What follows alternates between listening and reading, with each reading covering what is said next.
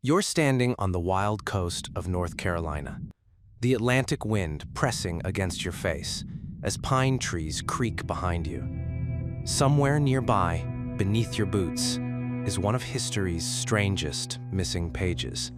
Not a battlefield, not a buried city, but an entire English colony, simply gone.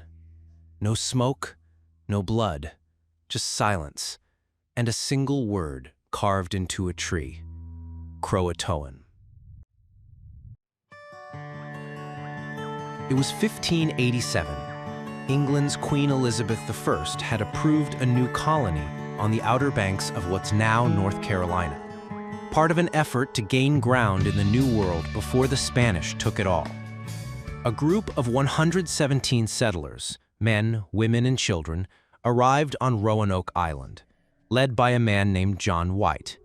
He was an artist, not a soldier, and also happened to be the grandfather of the first English child born on American soil, Virginia Dare.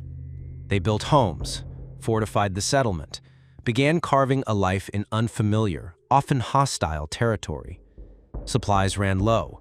Relations with local tribes, tense at best, worsened. So just weeks after arriving, John White sailed back to England to gather fresh supplies and reinforcements. He left behind his daughter, son-in-law, granddaughter, and over 100 colonists with instructions: if you move, carve your destination somewhere visible.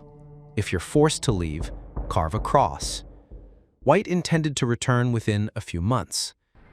He didn't come back for 3 years. England was at war with Spain. The Spanish Armada loomed. Every ship was needed for defense. When White finally returned in 1590, the colony was gone. Gone. No buildings, no bodies, no graves. Just the word Croatoan carved into the palisade post and crow scratched into a tree nearby. There was no cross, no distress symbol, no sign of violence.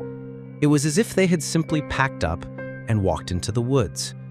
John White tried to search the nearby Croatoan Island, home of a friendly tribe, but storms drove his ship off course, and he never returned again.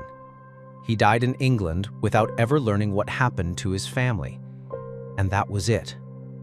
No further rescue mission, no major investigation. Just a mystery buried under layers of sand, storm, and time. So what happened? Some believe the colonists did exactly what the carving suggested. They moved to Croatoan Island. Archaeologists have uncovered some evidence there: 16th century European tools, a sword hilt, and pottery, items consistent with English presence. But there's no definitive proof, no names, no settlement layout, just fragments, clues, echoes. Others suggest a much darker fate. Conflict with hostile tribes may have turned fatal. The colonists, weakened by hunger and cut off from aid, may have been slaughtered. But there are no bones, no signs of mass graves, no remains at all. That's unusual, even with centuries of erosion. If there was a massacre, it left no trace. Another possibility: starvation. The colony's position was precarious. They may have run out of food, splintered into smaller groups, and attempted to integrate with tribes out of desperation. Some Native American oral histories mention white-skinned ancestors and European-style structures deep inland. Still, no historical documents confirm this. The trail grows cold. Some say the colonists were abducted, not by people, but by something else. Here's where things get eerie. The word Croatoan has since appeared again and again in contexts that have nothing to do with Roanoke, yet feel linked by something more than coincidence. In 1818, Edgar Allan Poe disappeared for several days, then reappeared in a delirious state. Just before dying, he allegedly whispered one word: Croatoan. In 1888, Black Bart, a notorious stagecoach robber, carved the word Croatoan into his prison cell before being released. He was never seen again. In 1921, Ambrose Bierce, The American author, famous for writing about strange disappearances, scribbled the word in his journal before vanishing in Mexico. In 1937, Amelia Earhart's journal, the one recovered after her last flight, supposedly contained the word Croatoan scrawled on one of the final pages. Even the ship Carroll A. Deering, found abandoned off Cape Hatteras in 1921, had Croatoan etched into its logbook, with all crew vanished without a trace. Folklore? Hoax? Coincidence? Or a calling card? The idea that Croatoan isn't just a location, but a force, a name, a presence, something ancient that claims people, not violently, but completely. Wiped from history, absorbed. There are whispers of portals, time slips, entities in the woods, of watchers in the trees, of lights seen over the island at night, of something sacred that the settlers trespassed upon unknowingly, awakening a power that erased them rather than punished them. The more you stare into the void of Roanoke, the more it stares back. There are no conclusions, only layers, questions upon questions. Why no ships were ever sent after White's failed attempt? Why no English records mention another recovery effort? Why Virginia Dare, the first child of English America, became a ghost before she could grow? And how a single word, carved into an old wooden post, continues to ripple through time long after the waves swallowed the colony whole. Croatoan. What if the carving wasn't a clue, but a ritual? A message not meant for people, but for something else? Some fringe researchers believe the Roanoke settlers didn't just vanish, they transcended. There are tales, dismissed by mainstream historians, of a settler named Ananias Dare, who became obsessed with a native legend involving the spirit in the forest, a being that offered protection, guidance, or maybe even immortality, but only if invited. These stories suggest the colony may have performed ceremonies, not Christian ones, but something older. The dismantling of the settlement wasn't abandonment, it was preparation. And the word Croatoan wasn't a direction, it was an offering. The carving was part of the ritual. Others argue that the colony fell into civil conflict, splintered ideologically, spiritually, or politically. Some accounts suggest that factions within the group had differing views about how to survive, whether to flee inland, to assimilate, or to remain and wait. What if those differences turned violent? What if a part of the colony turned on the others? Again, no bodies, no blood. But then how many ways are there to erase a people without leaving a trace? Still others point to Site X, an archaeological dig some 50 miles inland where English artifacts have been found alongside native ones.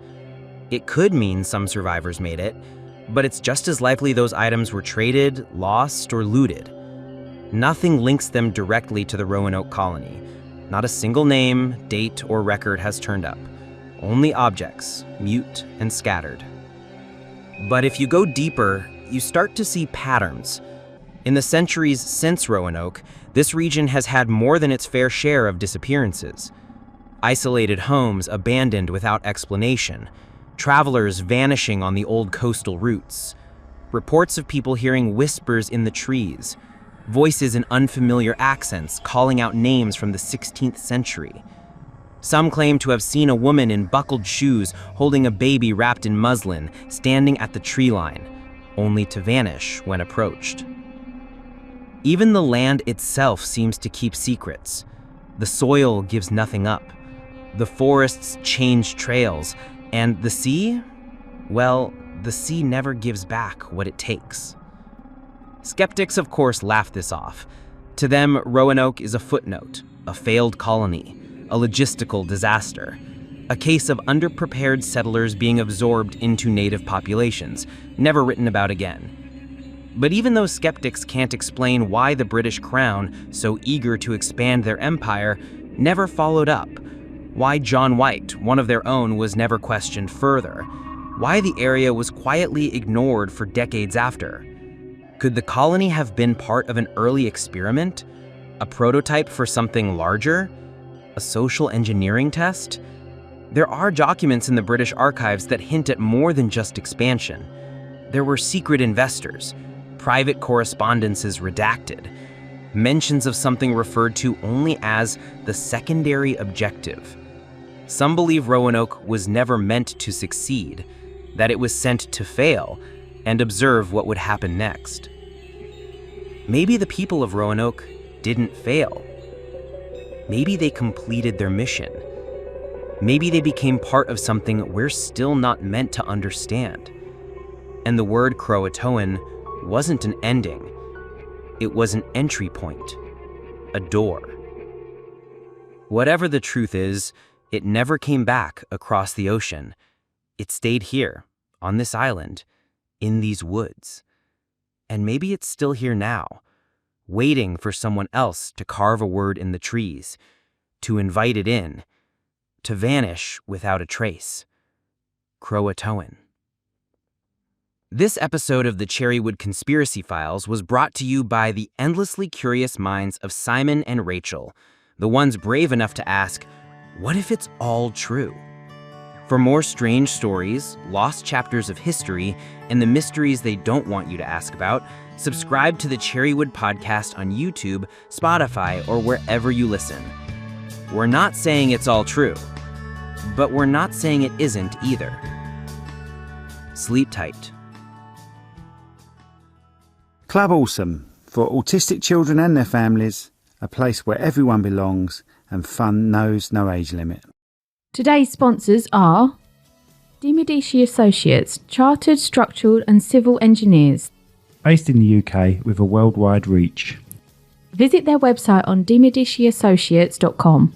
Right at Home Medway, providers of safe and trusted quality care for adults in the comfort of their own home. Whether you need companionship, medication assistance, personal care, living care or more, we've got you covered. Visit rightathome.co.uk/medway or call them on 01634 979 000. Are you looking for cleaning or facilities management? Clearwater Kent is your trusted local expert. From roofs and driveway cleaning to fully facilitated management, they're a fully licensed, award-winning business that you can count on. Visit clearwaterkent.co.uk or call 01634 681 885.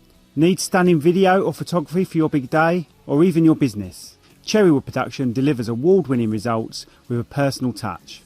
From weddings to promotional content, we turn your vision into reality. Visit cherrywoodpro.com today. Your memories, our passion. Put your business in front of 30,000 new customers with the Hindsight Directory. This A5 full-colour magazine is delivered by Royal Mail to Maidstone, Gravesend, Medway and Bromley, with more areas to come. Visit hindsightdirectory.co.uk. New Digital, helping businesses build their online presence with web design, SEO, Google Ads and social media. Get 10% off when you quote Cherrywood today. Visit their website at nudigitalera.co.uk.